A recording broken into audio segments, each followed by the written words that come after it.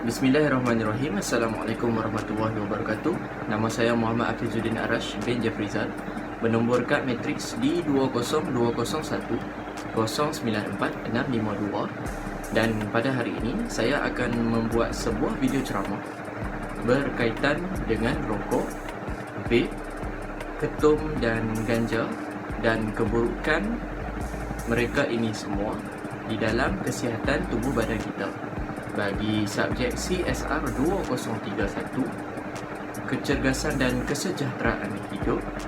Oleh itu, saya akan membuat lampiran serba sedikit berkaitan rokok, vape, ketum dan ganja selepas ini.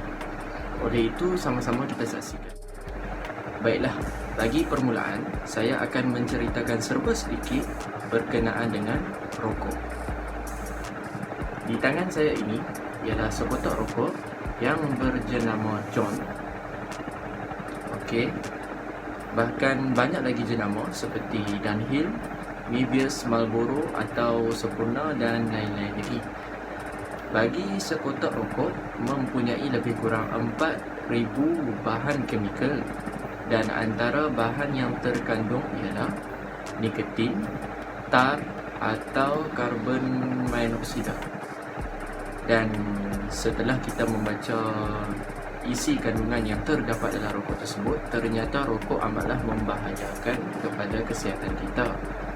Baiklah, cara-cara seseorang itu terjebak dengan rokok ini adalah terdiri daripada pelbagai jenis, antaranya pengaruh oleh rakan sebaya sendiri. Seterusnya, mungkin selalu mempunyai kawan-kawan yang menghisap rokok, jadi mereka juga akan menyebabkan kita terjebak dengan mereka apabila mereka mengajak kita untuk menghisap rokok. Dan antaranya ialah daripada faktor keturunan, daripada atuk, daripada ayah atau sesiapa lagi saudara-saudara yang terdekat yang merokok. Jadi apabila kita melihat mereka merokok, kita pun mulalah untuk merokok. Dan seterusnya, apabila kita sudah terjebak dengan rokok ini, akan menyebabkan ketagihan. Ketagihan akan terjadi selalunya apabila selepas waktu makan. Kerana kita sudah terbiasa, apabila sudah sampai waktu selepas makan, kita akan menghisap rokok. Ibarat seorang budak kecil, apabila sesudah makan, mereka akan mula meminta sebotol susu apabila mereka ketagihan terhadap susu tersebut. Dan perkara ini juga sama kepada rokok yang menyebabkan ketagihan apabila seseorang itu sesudah makan. Dan seterusnya, antara penyakit-penyakit yang kita boleh dapat apabila kita menghisap rokok ini, antaranya yang utama ialah kanser, sakit jantung atau radang paru-paru. Ini kerana rokok mempunyai beberapa bahan kimia yang akan mengaktifkan sel-sel kanser di dalam badan kita, dan seterusnya akan merebak kepada jantung kita yang membuatkan jantung kita lemah. Dan yang paling utama sekali ialah radang paru-paru. Ini kerana di dalam rokok, seperti yang sedia maklum, mempunyai bahan kimia seperti tar dan nikotin yang akan membuat paru-paru kita mengumpul bahan tersebut dan seterusnya menjadi hitam, dan kita akan mula merasa sakit kerana kurang daripada segi pernafasan. Dan seterusnya, cara sebaiknya untuk kita mencegah daripada merokok ini, kita tidak perlu sama sekali untuk mendengar nasihat siapa-siapa, melainkan kita pergi kepada kaunseling, iaitu pihak kaunseling akan sedia maklum memberitahu kita bahawa cara untuk berhenti daripada merokok ialah sewaktu di bulan puasa, iaitu bulan Ramadan. Kerana seperti yang telah saya ceritakan tadi, apabila seseorang itu selepas makan, beliau akan mula berasa ketagihan untuk merokok. Jadi waktu bulan Ramadan ialah waktu yang paling berkesan untuk kita berhenti merokok. Okey, untuk bahagian seterusnya, saya akan menceritakan serba sedikit berkenaan dengan vape, atau nama selainnya ialah pot, yang terdiri daripada pelbagai jenama. Seperti di tangan saya ini ialah Caliban Aladdin dan mempunyai pelbagai lagi jenama. Jadi, saya akan menceritakan serba sikit bagaimana terhasilnya vape.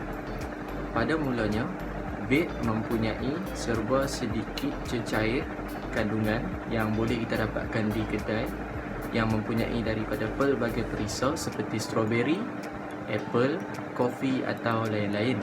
Dan seterusnya, ia mempunyai kapas dan motor di dalamnya seperti ini, yang akan mengalirkan elektrik apabila dicas.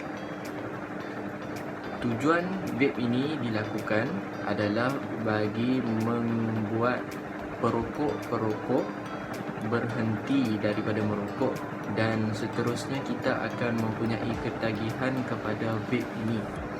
Vape ini terjadi apabila sebuah proses evaporasi, iaitu cecair yang telah dihangatkan oleh elektrik, dan seterusnya akan menjadikan wap yang membuatkan seseorang itu hisap dan akan merasakan ianya lebih sedap dan mempunyai pelbagai jenis perisa. Cara-cara anak muda mula terjebak dengan vape ini adalah kerana mereka pada mulanya ingin berhenti daripada merokok, kerana merokok ini mempunyai asap yang busuk. Tetapi tidak pula dengan vape ini, kerana vape akan mengeluarkan asap dan bau yang terjadi daripada cecair yang kita inginkan. Jika kita inginkan cecair seperti strawberry, dan ia akan menghasilkan bau yang sama seperti strawberry. Okey, seterusnya, cara disebabkan oleh ketagihan tersebut, kita tidaklah lagi akan ketagih untuk merokok, tetapi kita akan mempunyai ketagihan untuk menghisap vape ini, kerana perkara ini sudah terbiasa.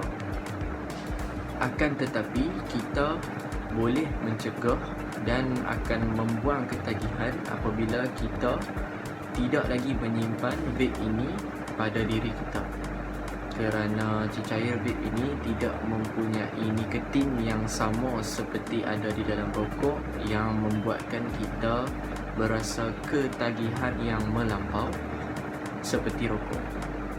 Dan seterusnya, antara penyakit-penyakit yang boleh kita dapat jika kita mengamalkan budaya vape ini adalah seperti radang paru-paru. Ini kerana proses evaporasi tersebut amatlah tidak baik, kerana wap tersebut akan terhimpun di dalam paru-paru kita dan seterusnya akan bertukar menjadi cecair dan akan menyebabkan paru-paru kita berair. Dan cara untuk kita mencegah daripada terus menghisap vape ini adalah kita seharusnya berhenti merokok dahulu, dan seterusnya kita berhenti untuk ambil ini. Bagi bahagian yang seterusnya, saya akan menceritakan serba sedikit berkenaan dengan ketum. Bagaimana ketum ini terhasil? Daun ketum sebenarnya telah dipetik daripada tumbuhan, iaitu pokok yang hanya mempunyai daun, tidak mempunyai sebarang jenis buah, dan daun tersebut telah dipetik dan dikisar atau direbus dan kemudiannya menjadi air, dan telah dicampurkan dengan pelbagai jenis ubatan seperti ubat batuk, ubat sesama, dan seterusnya telah menjadi ketagihan buat rakyat Malaysia yang pernah cuba untuk mengambilnya. Daun ketum ini asal usulnya berasal daripada perkampungan yang telah menjadi ubat-ubatan buat orang-orang tua yang bersawah, menjadi petani atau membuat kerja-kerja berat, kerana mereka percaya bahawa ketum ini merupakan sejenis ubatan kampung yang akan memberikan tenaga yang lebih kepada fizikal badan mereka. Ini juga menyebabkan ketum sering menjadi air yang selalu diambil oleh orang kampung yang ketika bersalin, ketika mengamalkan pantang selepas bersalin, dan seterusnya menjadi ikutan kepada anak-anak muda kerana mereka berasakan yang ketum ini akan menyebabkan khayal dan sebagainya. Antara kandungan-kandungan yang telah dicampurkan ke dalam air ketum tersebut ialah seperti ubat batuk, sel sema, dan ada segelintir yang akan menyebabkan ketum menjadi lebih parah apabila mereka cuba mencampurkan air ketum tersebut dengan ubat nyamuk. Ini sememangnya sangatlah tidak baik untuk kesihatan kerana ubat batuk mempunyai dos yang sangat-sangat tinggi yang akan menyebabkan seseorang itu mengantuk selepas mengambilnya. Oleh itu, mereka cuba mencampurkan air tenaga ini, iaitu air ketum dan ubat batuk, dan apabila dicampurkan, proses air ini akan menjadi kecelaruan dan akan menyebabkan seseorang itu menjadi khayal atau mabuk.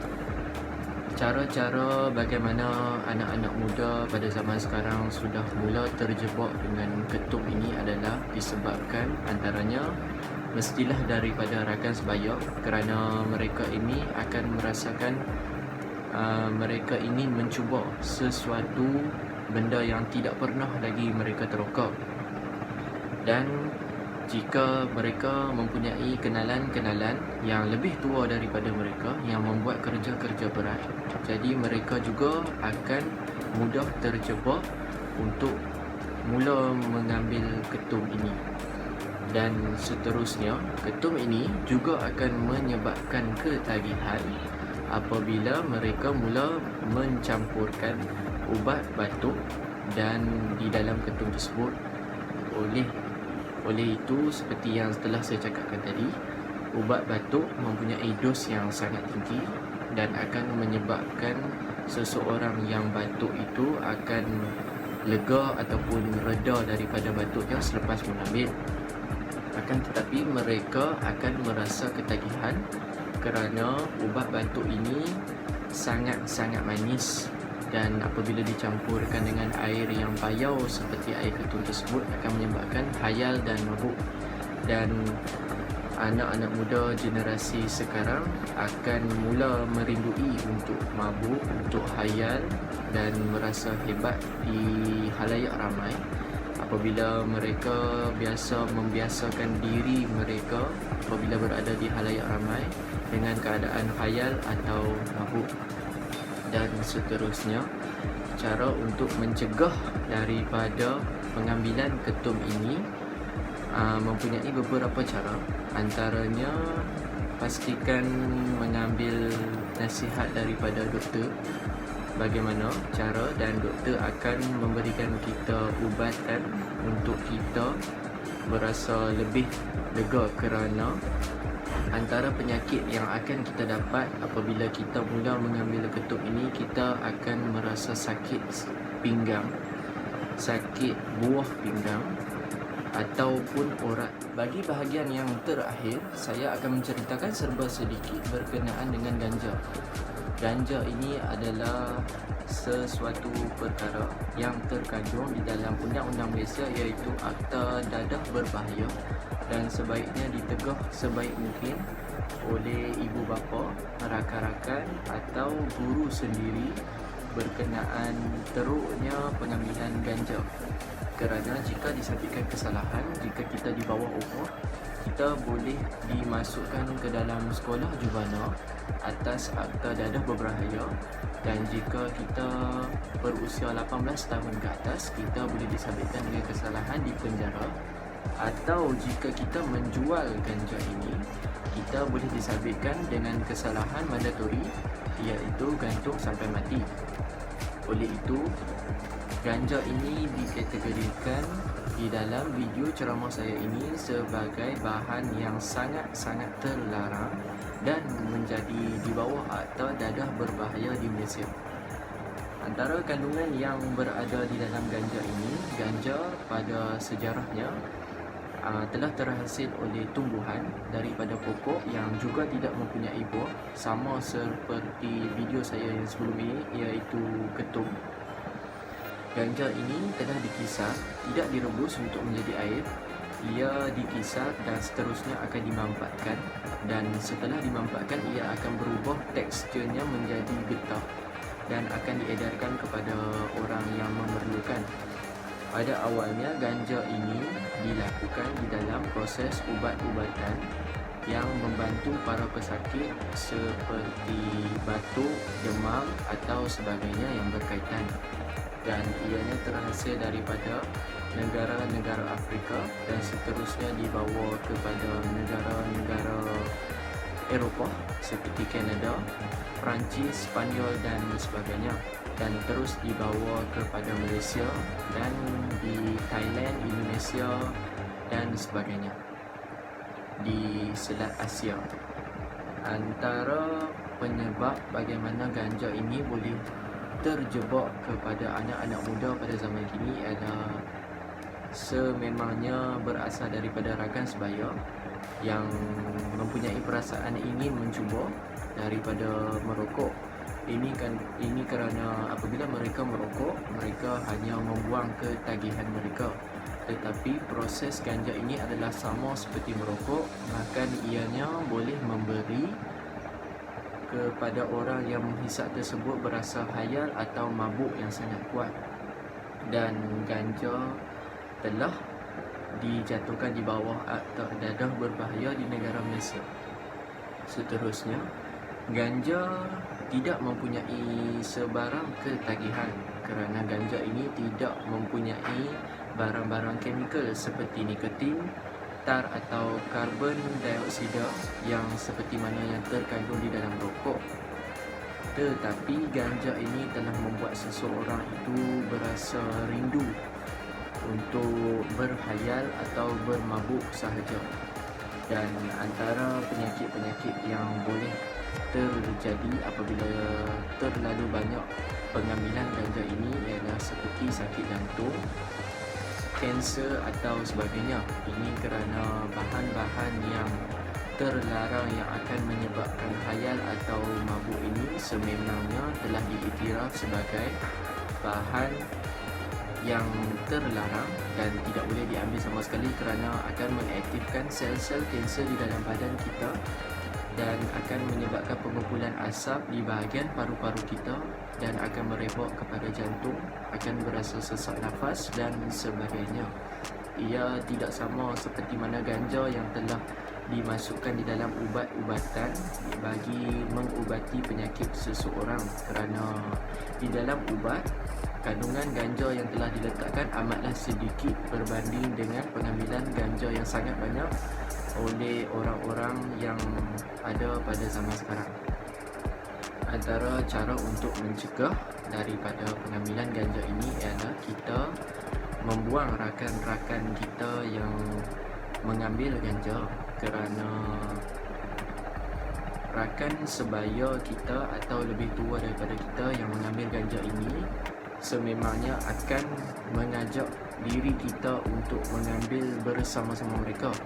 Ini disebabkan ganja harga nilai seketul ganja atau bagaimana cara mereka menjualnya amatlah mahal dari harga market yang ada di luar sekarang. Oleh itu mereka akan mengajak seperti 2 atau 3 orang untuk kumpulkan duit bersama-sama lalu membelinya. Ianya tidak sama seperti rokok, ketum atau vape yang mempunyai harga yang lebih murah berbanding dengan ganja. Oleh itu, saya telah mengakhiri tugasan saya ini, iaitu video ceramah berkaitan dengan kesihatan dan cara-cara untuk kita mencegah diri kita daripada pengambilan rokok, vape, ketum dan ganja. Oleh itu, sama-sama kita jadikan teladan yang baik daripada video saya ini. Sekian. Assalamualaikum warahmatullahi wabarakatuh.